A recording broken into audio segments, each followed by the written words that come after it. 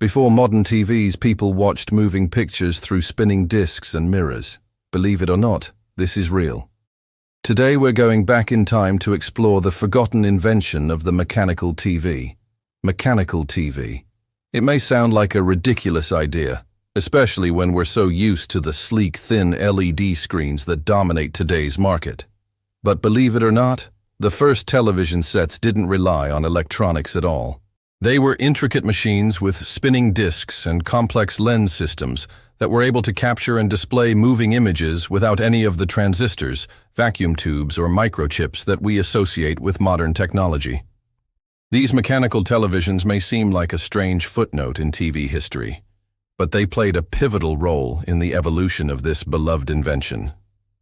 So, join us as we take a closer look at the fascinating world of mechanical televisions and explore why they were both so popular and ultimately doomed to fail. It's easy to forget that the television is an invention that's less than a century old. The first crude mechanical televisions were demonstrated as early as the 1870s, but it wasn't until the 1920s that the technology began to be taken seriously. One of the earliest and most successful mechanical television systems was invented by the Scottish engineer John Logie Baird. Baird's system worked by scanning a photograph of the subject using a rotating disc with holes punched in it. The disc would then rotate in front of a lens which would project the image onto a screen. This process allowed for the transmission of black and white images at a resolution of 30 lines, which was enough to make out shapes and faces. While it was far from the high-definition picture quality that we're used to today, it was still a remarkable feat of engineering and captured the public's imagination. By the late 1920s, Baird's mechanical television sets were being sold commercially in the United States and the United Kingdom. And in 1926, he even transmitted a live television signal across the Atlantic Ocean from London to New York. This demonstration captured international headlines and helped to propel Baird and his mechanical television into the spotlight. Despite its limitations, the public was fascinated by the prospect of seeing moving images transmitted electronically through the airwaves. And Baird's mechanical TV seemed to offer a glimpse of the future. But while the mechanical TV was certainly a marvel of engineering, it had several drawbacks that ultimately led to its downfall. One of the main issues was the low quality of the images produced by mechanical televisions.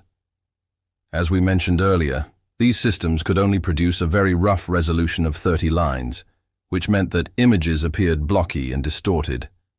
Additionally, the moving parts of the mechanical television, such as the rotating discs and gears, were prone to breaking down and wearing out over time. This not only made the televisions unreliable, but also expensive to repair. Another major drawback of the mechanical TV was the fact that it relied on line-of-sight transmission, meaning that the transmitter and receiver had to be in direct visual range of each other. This severely limited the range of the signal and made it difficult to achieve widespread coverage. Despite these drawbacks, the mechanical TV continued to be popular throughout the 1930s, thanks in large part to the efforts of Vladimir Zworykin, a Russian-American inventor who developed the iconoscope, one of the earliest practical television cameras.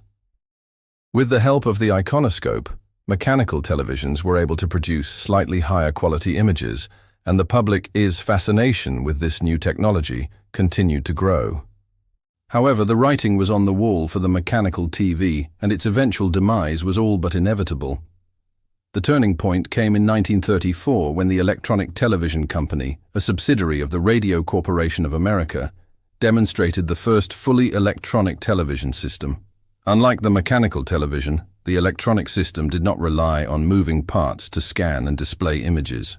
Instead, it used a cathode ray tube to focus a beam of electrons on a fluorescent screen, allowing for much higher resolution and image quality.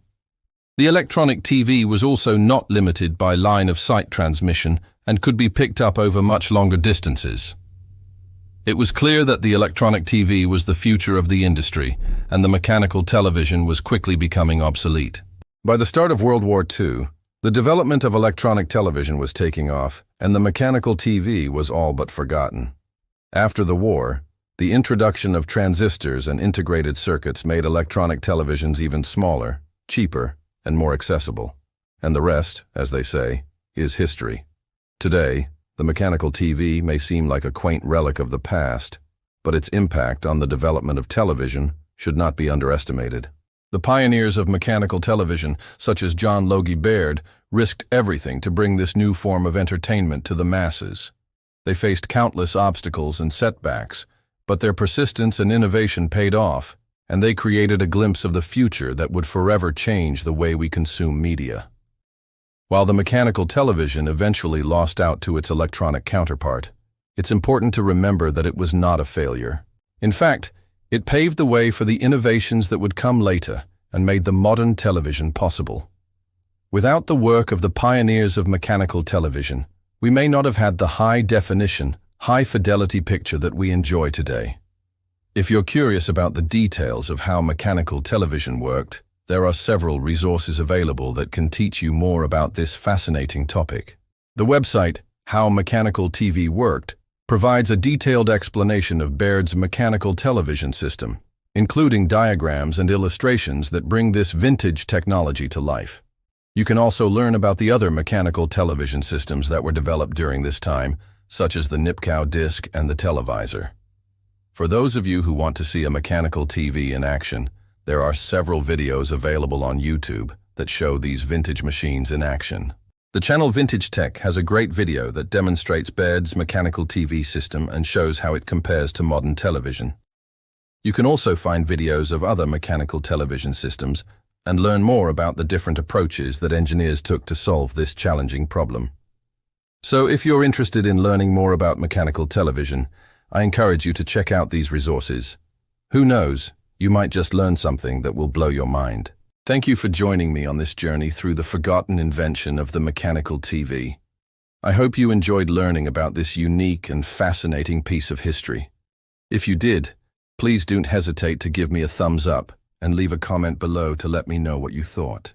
And if you haven't already, please subscribe to my channel to stay up to date on all my latest videos.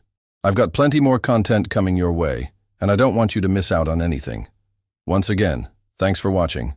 Take care, and I'll see you in the next one.